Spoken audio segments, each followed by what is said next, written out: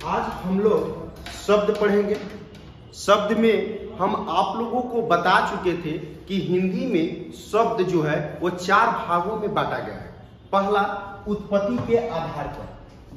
पहले लिखेंगे शब्द, उसके बाद पहला लिखेंगे उत्पत्ति। उत्पत्ति के आधार पर, उत्पत्ति के आधार पर। दूसरा लिखेंगे रचना।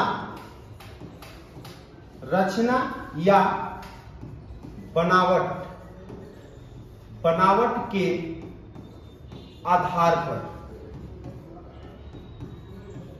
तीसरा लिखेंगे रूप या प्रयोग के आधार पर। चौथा लिखेंगे अर्थ के आधार पर।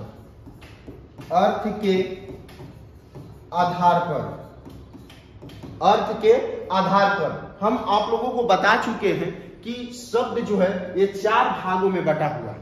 पहला उत्पत्ति के आधार पर, दूसरा रचना या बनावट के आधार पर, तीसरा रूप या प्रयोग के आधार पर, चौथा अर्थ के आधार पर। जिसमें हम पहले ये पढ़ा चुके हैं कि उत्पत्ति के आधार पर। आज हम लोग पढ़ेंगे रचना या बनावट के आधार पर। रचना या बनावट के आधार पर आज हम लोग पढ़ेंगे। देखिए, रचना के आधार पर या बनावट के आधार पर, रचना के आधार पर या बनावट के आधार पर शब्द जो होते हैं 3 प्रकार से होते हैं। कितने प्रकार से होते हैं? 3 प्रकार से होते हैं। रचना या बनावट के आधार पर शब्द कितने होते हैं? 3 प्रकार से होते हैं। कौन कौन? तो रूढ़ शब्द, यौगिक शब्द, योग रूढ़ शब्द। कौन कौन होते हैं? रूढ़ शब्द, यौगिक शब्द, योग रूढ़ शब्द। पहला हेडिंग डालेंगे रूढ़ शब्द। रूढ़ शब्द किसे कहते हैं? जिन शब्दों के सार्थक खंड न हो सके, जिन शब्दों के सार्थक खंड न हो सके और जो अन्य शब्दों के मेल से न बने हो, उन्हें हम रूढ़ शब्द कहते हैं। क्या कहते हैं? रूढ़ शब्द कहते हैं। क्या कहते हैं? रूढ़ शब्द, रूढ़ शब्द कहते हैं। इसको रूढ़ शब्द को एक और नामों से जाना जाता है, मौलिक शब्द या अयौगिक शब्द। मौलिक शब्द या अयौगिक शब्द जैसे चावल, दिन, घर, मोर, घोड़ा। जिसे चावल को हम कैसे खंड नहीं कर सकते? जिसे चा प्लस वल। क्या इसका कोई सार्थक अर्थ है? नहीं है। इसका कोई सार्थक अर्थ है? नहीं है। अगर मान लीजिए चा व प्लस ल, इसका भी कोई सार्थक अर्थ नहीं है। इसीलिए रूढ़ जिन शब्दों के सार्थक खंड न हो सके और अन्य शब्दों के मेल से न बने, हम उन्हें क्या कहते हैं? रूढ़ शब्द कहते हैं। क्या कहते हैं? रूढ़ शब्द कहते हैं। और इसका दूसरा नाम क्या होता है? मौलिक शब्द या अयौगिक शब्द। जिसे जैसे में चावल, दिन, घर, मुंह, घोड़ा, ठीक ना, अन्य प्रकार के नाम ले सकते हैं। दूसरा है यौगिक शब्द किसे कहते हैं? क्या यौगिक शब्द किसे कहते हैं? यौगिक शब्द का अर्थ होता है मेल से बना हुआ। क्या? मेल से बनना हुआ, मेल से बना हुआ है। जो इसका डिफिनेशन क्या हो सकता है? तो जो शब्द 2 या 2 से अधिक शब्दों से मिलकर बनता है उसे हम क्या कहते हैं? यौगिक शब्द कहते हैं। क्या कहते हैं? यौगिक शब्द कहते हैं। यहां पर ये विद्वान नहीं होगा, विज्ञान होगा। क्या होगा? विज्ञान, विज्ञान, ठीक ना। क्या होगा? यानी वी प्लस ज्ञान, ठीक ना। इसमें देखिए वी जो है ये उपसर्ग है और ज्ञान जो है एक शब्द है जिसका सार्थक अर्थ निकल रहा है। क्या निकल रहा है? सार्थक अर्थ निकल रहा है। और ये दोनों को मिलने से यह यौगिक शब्द बनता है। क्या बनता है? यौगिक शब्द बनता है। क्या बनता है? यौगिक शब्द। जैसे सामाजिक, सामाजिक में समाज और प्लस ईक जो है ये प्रत्यय है और प्रत्यय को मिलकर एक शब्द में मिलकर क्या बनता है? यौगिक शब्द बनता है। क्या बनता है? यौगिक शब्द बनता है। अब इसे देखिए, राजा पुत्र, राजा का पुत्र, क्या? राजा पुत्र यानी राजा का पुत्र, जिसमें समास से भी यौगिक शब्द बनाया जा सकता है। समास के उदाहरण से भी यौगिक शब्द बनाया जा सकता है। यानी कहा गया है कि जो शब्द दो या दो से अधिक शब्दों से मिलकर बनता है उसे हम क्या कहते हैं? यौगिक शब्द कहते हैं। क्या कहते हैं? यौगिक शब्द कहते हैं। इसके बाद यौगिक शब्दों की रचना 3 प्रकार से होती है। उपसर्ग से, जैसे बताए कि वी प्लस ज्ञान। देखिए वी जो है ये उपसर्ग है, और इसके बाद बताए थे समाज प्लस ईक मिलकर क्या बनता है? सामाजिक। क्या बनता है? सामाजिक, जिसमें ईक क्या है?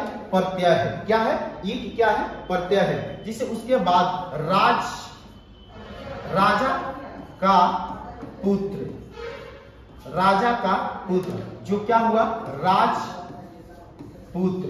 ये जो बना शब्द है ये समास से बना है। किससे बना है? समास से बना है। अब इसके बाद हम देखते हैं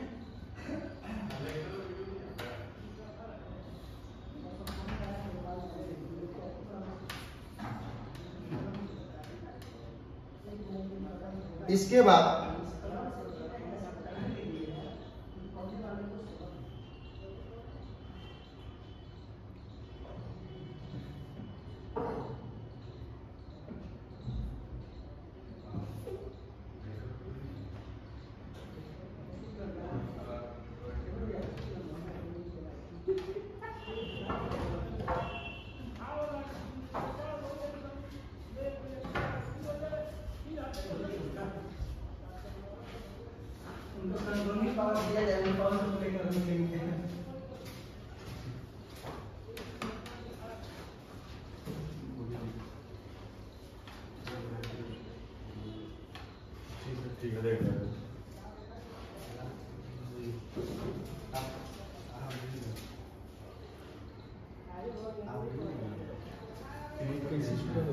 छोटा हो ही नहीं रहा।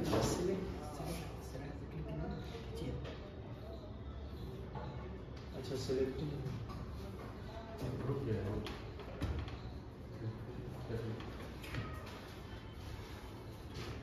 अब इसके बाद हम लोग देखेंगे योग रूट। क्या देखेंगे? योग रूट देखेंगे। क्या?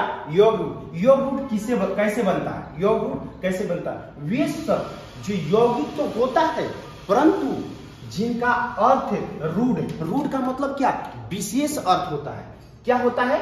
विशेष अर्थ जो हो जाता है उसी को हम क्या कहते हैं? योग रूट शब्द कहलाता है। क्या कहलाता है? योग रूट शब्द कहलाता है। यौगिक होते हुए भी यह शब्द एक इकाई हो जाते हैं। क्या होते हैं? एक इकाई हो जाते हैं। इसलिए कहा जा सकता है कि यह सामान्य अर्थ को न प्रकट कर किसी विशेष अर्थ को प्रकट करते हैं। क्या करते हैं?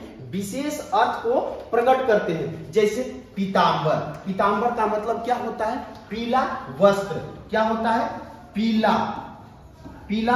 वस्त्र। पीला वस्त्र, पीला वस्त्र और पीला वस्त्र ये क्या हो गया? ये सामान्य अर्थ हो गया। क्या हो गया? सामान्य अर्थ हो गया। और इसका विशेष अर्थ क्या होगा? श्री कृष्ण भगवान जो है वो पीला वस्त्र धारण करते हैं। वो क्या हो गया? विशेष अर्थ हो गया। क्या हो गया? विशेष अर्थ। लंबोदर जल, जल जल प्लस ज यानी जल का मतलब जल और ज का मतलब जन्म या जन्मा। क्या होता है? जन्मा। क्या होता है? जन्मा, जन्म, जन्मा। क्या होता है? जन्म। जो जल में जन्मा हो ये सामान्य अर्थ हुआ। और इसका विशेष अर्थ क्या हुआ? यानी केवल कमल, केवल कमल ही वो जल में ही जन्म होता है। ठीक ना? तो इसके बाद हम लोग देखेंगे अब इसके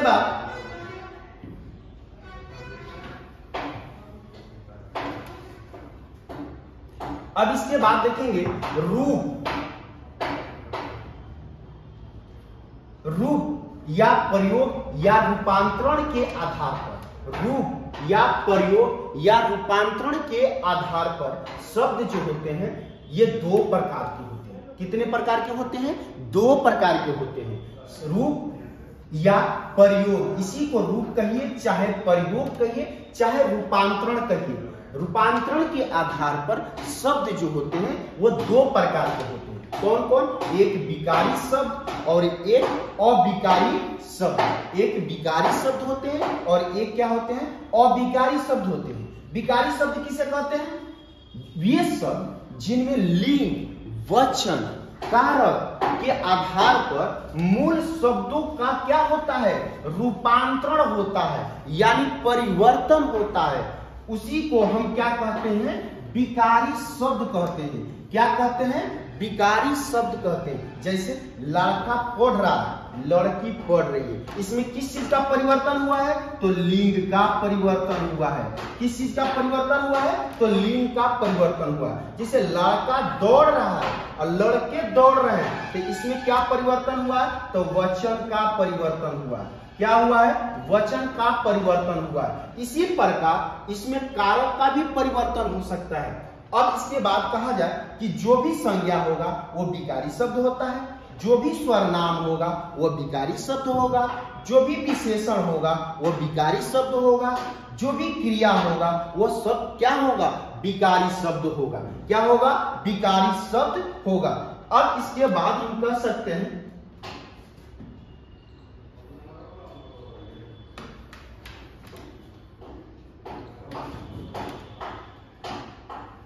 अविकारी शब्द। क्या? अविकारी शब्द जिन शब्दों का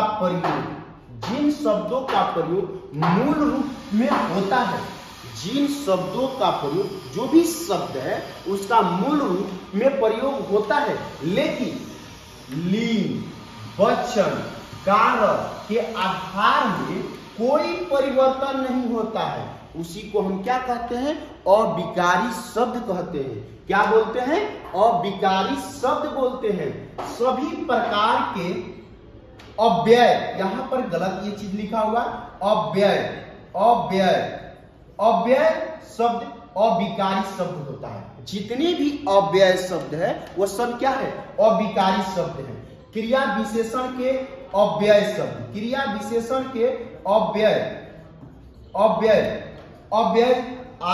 आज, यहां पर होगा आज, कल, अब, कब, परसों, यहां, वहां, इधर, उधर, कैसे, ये सब जितने भी है ये क्रिया विशेषण है और क्या है? अव्यय है। और जितने शब्द है ये अविकारी शब्द है। ये ना कभी बदल सकते हैं, ना लिंग में बदल सकते हैं, ना वचन में बदल सकते हैं, ना कारक में बदल सकते हैं। इनका कभी भी परिवर्तन नहीं हो सकता है, जिसे ये क्या कहलाएंगे? अविकारी शब्द कहलाएंगे।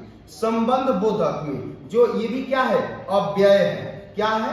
अव्यय। इसको अव्यय में, से, पर, के ऊपर, के नीचे, आगे, से पीछे की ओर, ये सब जितने भी है ये सब अविकारी शब्द कहलाते हैं। क्या कहलाते हैं? अविकारी शब्द कहलाते हैं। क्या कहलाते हैं? अविकारी शब्द, अव्यय। और परंतु या इसलिए यदि, क्योंकि ये जितने भी है ये समुच्चय बोधक अव्यय है। ये कौन सा अव्यय है? समुच्चय बोधक अव्यय है। और उसके बाद विस्मयादि बोधक अव्यय, आह, आय, ओ, वाह, राम राम, या अल्लाह, या खुदा, ये सब जितने भी है सब क्या है? अविकारी शब्द है। तो हम कह सकते हैं कि जो क्रिया विशेषण है, जो भी क्रिया विशेषण है, जो भी क्रिया विशेषण है, संबंध बोधक है, समुच्चय बोधक है, विस्मयादि बोधक है, ये सब क्या है? ये अव्यय है। ये सब क्या है? अव्यय। और अव्यय में कौन? अविकारी शब्द कहलाते हैं। क्या कहलाते हैं? अविकारी शब्द कहलाते हैं। इसके बाद हम लोग पढ़ेंगे अब अर्थ के आधार पर। क्या? अर्थ के आधार पर, अर्थ के आधार पर, अर्थ के आधार पर शब्दों के प्रकार। अर्थ के आधार पर शब्द जो होता है वो 4 प्रकार से होते हैं। कितने प्रकार से होते हैं? 4 प्रकार से होते हैं। पहला एकार्थी शब्द, दूसरा अनेकार्थी शब्द, तीसरा समानार्थी या इसी को पर्यायवाची शब्द कहते हैं। क्या बोलते हैं? समानार्थी या इसी को हम क्या बोलते हैं? पर्यायवाची शब्द बोलते हैं। इसके बाद ये विपर्यायिक शब्द, विपर्यायिक शब्द का विलोम शब्द भी कहा जाता है। क्या बोला जाता है? विलोम, विलोम शब्द, विलोम शब्द कहा जाता है। अब एक एक करके हम लोग इस अर्थ के आधार पर शब्दों का हम लोग पढ़ेंगे। अब देखते हैं एकार्थिक शब्द। एकार्थिक का मतलब क्या होता है? जिसमें जिस शब्दों का केवल एक ही अर्थ होता है, ओनली फॉर, केवल एक अर्थ होता है, उसी को हम क्या कहते हैं? एकार्थी शब्द कहते हैं। क्या बोलते हैं? एकार्थी शब्द बोलते हैं। अब कहा जाए व्यक्तिवाचक संज्ञा के शब्द जितने भी आते हैं वो क्या कहलाते हैं? एकार्थी शब्द कहलाते हैं। जैसे गंगा, पटना, राम, श्याम, रामायण, महाभारत, जितने भी नाम आ जाते हैं वो सब क्या कहलाते हैं? एकार्थी शब्द कहलाते हैं। क्या कहलाते हैं? एकार्थी शब्द कहलाते हैं। इसके बाद हम लोग देखेंगे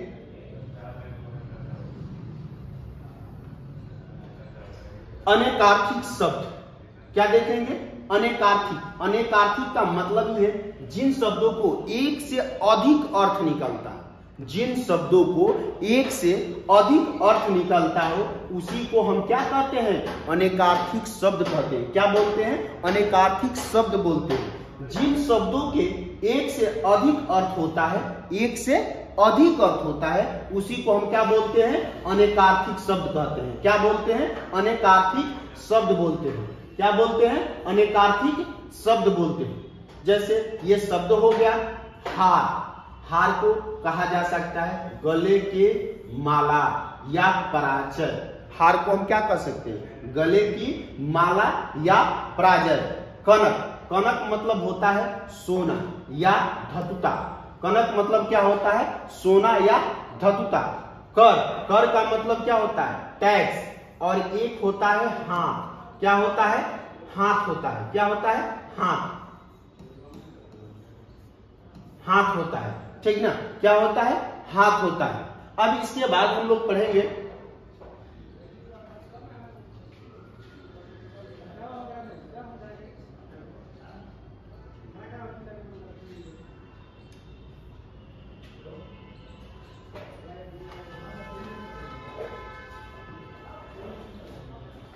समानार्थी शब्द। क्या पढ़ेंगे?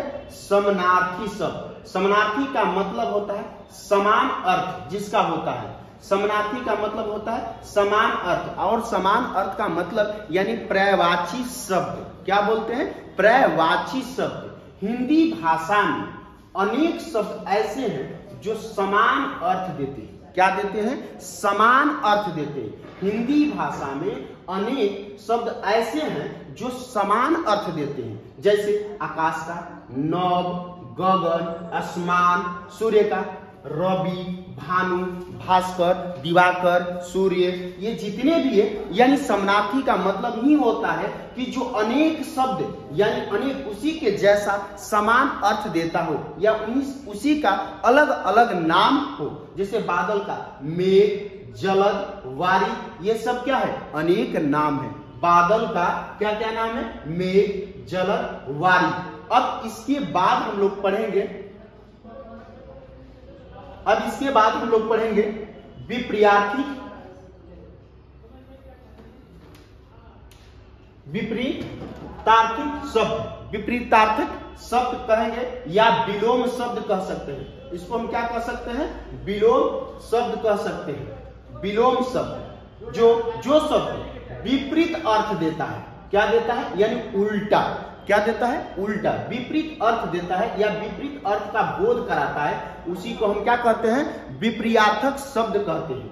अब इसके बाद जैसे जय का पराजय, सच का झूठ हम कह सकते हैं। अब इसके बाद हम लोग अगले क्लास में संज्ञा के बारे में हम लोग पढ़ेंगे। अगले क्लास में हम लोग संज्ञा के बारे में पढ़ेंगे। आज के लिए इतना ही क्लास रहेगा।